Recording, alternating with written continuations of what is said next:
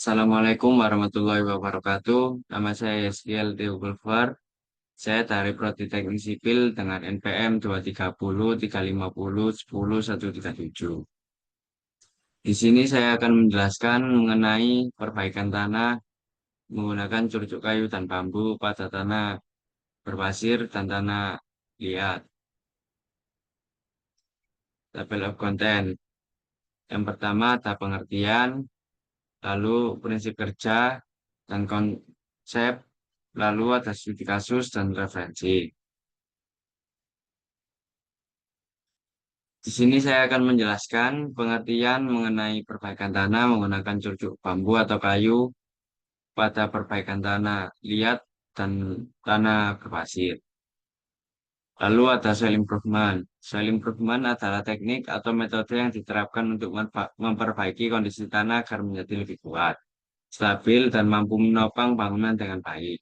Tujuan utamanya adalah meningkatkan kualitas mekanik dan fisik tanah asli dengan berbagai cara, sehingga tanah menjadi lebih padat, kuat, dan stabil dari segi daya dukung dan kestabilan.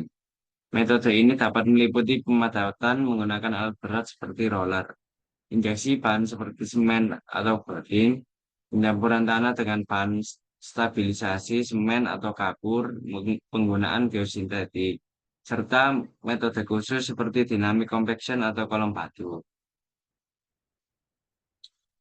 Lalu ada cerucuk kayu dan cerucuk bambu. Cerucuk kayu dan bambu adalah jenis pondasi cerucuk tradisional yang digunakan untuk memperkuat tanah, terutama di daerah dengan kondisi tanah lunak seperti rawa, gambut, atau tanah dengan muka air tinggi. Cerucuk kayu merupakan tiang-tiang kayu yang ditancapkan secara vertikal ke dalam tanah untuk menyalurkan beban bangunan ke lapisan tanah lebih kuat di bawahnya. Cerucuk bambu adalah tiang yang terbuat dari batang bambu yang diaplikasikan dengan cara serupa pada tanah lunak untuk meningkatkan daya dukung tanah. Cerucuk bambu efektif untuk memotong bidang longsor dalam tanah sehingga meningkatkan kekuatan dasar tanah dan daya dukungnya dapat meningkatkan hingga 2 kali lipat. Lalu ada mini pile. Penjelasan mengenai mini pile yaitu juga dikenal sebagai micropile. Mini pile adalah jenis pondasi tiang pancang berdiameter kecil. Biasanya memakai 20-30 cm dan digunakan untuk mendukung struktur bangunan di tanah yang lemah atau tidak stabil. Mini pile efektif sebagai pondasi karena bisa menyalurkan beban bangunan ke lapisan tanah yang lebih dalam dan lebih padat, sehingga memperkuat stabilitas struktur. Lalu ada klasifikasi tanah. Tanah liat adalah tanah yang kandungan partikel halus berukuran kecil kurang dari 0,002 mm. Tanah liat bersifat berat, lengket, dan memiliki kemampuan menyimpan air serta unsur hara yang tinggi. Tanah liat cenderung sulit menyerap air dengan cepat, dan saat kering tanah liat bisa menjadi keras dan pecah-pecah. Struktur tanah liat biasanya memiliki kandungan liat minimal 35% ke atas, dan dapat dibedakan menjadi jenis liat berpasir, liat berdebu, dan liat murni tergantung komposisinya. Tanah liat juga memiliki sifat mengembang atau menurut karena perubahan kelembapan. Lalu untuk tanah berpasir memiliki ukuran butir yang kasar dengan diameter partikel antara 0,05 mm hingga 2 mm. Tanah ini memiliki porositas besar dengan ruang pori yang relatif besar, sehingga aerasi baik dan air mengalir dengan cepat. Namun, tanah berpasir memiliki kemampuan menyimpan air dan unsur hara yang rendah, sehingga disebut tanah ringan. Kandungan pasir pada tanah berpasir biasanya di atas 70%. Tanah berpasir memiliki tekstur kasar dan tidak lengket saat basah. Lalu di sini saya akan menjelaskan mengenai kelebihan dan kekurangan pada cerucuk bambu saat digunakan pada perbaikan tanah. Di sini ada kelebihan yaitu cerucuk bambu untuk perbaikan tanah antara lain adalah biaya pemasangan yang relatif murah karena bahan bambu mudah ditemukan dan populasi bambu di Indonesia melimpah. Selain itu, pemasangannya sederhana dan singkat sehingga efektif dari segi waktu. Serucuk bambu juga ramah lingkungan, memiliki kekuatan dan fleksibilitas yang baik, sehingga dapat meningkatkan daya dukung tanah lunak seperti tanah lempung dan gambut secara efektif. Terbukti juga dari peningkatan nilai rasio CBR tanah, material bambu juga lentur terhadap papan horizontal, memberikan keunggulan dalam menghadapi gaya lateral tanah. Lalu ada kekurangan pada cerucuk bambu saat digunakan dalam perbaikan tanah. Kerentanan bambu terhadap pelapukan dan serangan hama jika tidak diawetkan dengan baik. Lalu penggunaan bambu harus mempertimbangkan umur pemakaian karena bahan organik ini memiliki masa layanan yang lebih pendek dibandingkan dengan bahan seperti beton ataupun baja. Selain itu, pada kondisi tanah yang sangat basah atau tergenang, bambu bisa mengalami degradasi lebih cepat sehingga memerlukan perlakuan khusus agar lebih tahan lama. Kelemahan lain adalah keterbatasan kapasitas beban dibanding cerucuk dari bahan lain, sehingga tidak cocok untuk menahan beban sangat berat atau struktur besar. Prinsip kerja dan konsep pada cerucuk bambu dan cerucuk kayu. Konsep dan prinsip mini piles.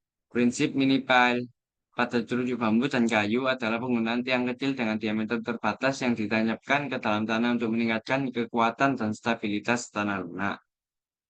Mini pile ini bekerja berdasarkan kapasitas daya dukung gabungan antara tahanan ujung tiang atau bearing capacity dan tahanan gesek sepanjang permukaan tiang dengan tanah atau skin friction. Bambu dan kayu sebagai bahan cerucuk memiliki keunggulan kekuatan tarik dan tekan yang cukup baik. Khususnya bambu yang memiliki kekuatan tarik 2 kali lipat kayu serta ketahanan lentur tinggi yang memungkinkan distribusi beban secara efektif ke lapisan tanah yang lebih stabil. Lalu ada konsep kerja. Konsep kerja yang pertama harus dilakukan, yaitu kita harus survei ke lapangan. Di lapangan tersebut, tanahnya tanahnya itu seperti apa? Ataukah tanah liat, tanah gambut, atau tanah berpasir? Lalu yang kedua ada pengadaan material. Kita harus, sebelum kita memasang cerucuk bambu, kita harus memastikan bahwa material tersebut cukup untuk pemasangan cerucuk bambu. Lalu yang ketiga ada pemasangan cerucuk bambu. Setelah kita mengecek material bahwa material tersebut cukup, kita bisa melakukan tahap selanjutnya yaitu pemasangan cerucuk bambu. Lalu tahap keempat yaitu cerucuk tanah dengan cerucuk. Ya, tahap keempat yaitu interaksi cerucuk bambu dengan tanah. Lalu tahap kelima peningkatan stabilitas tanah. Yang keenam yaitu periksa hasil pemasangan bambu.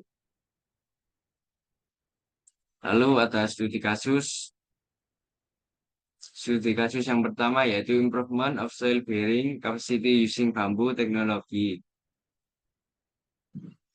Lalu ada pendahuluan yaitu tanah gambut atau pet soil memiliki karakteristik yang tidak menguntungkan untuk konstruksi seperti daya dukungnya rendah dan potensi penurunan settlement yang tinggi. Salah satu sistem perkuatan yang dibutuhkan tanah gambut adalah sistem plat yang diperkuat dengan micropile menggunakan material bambu. Lalu ada tujuan penelitian.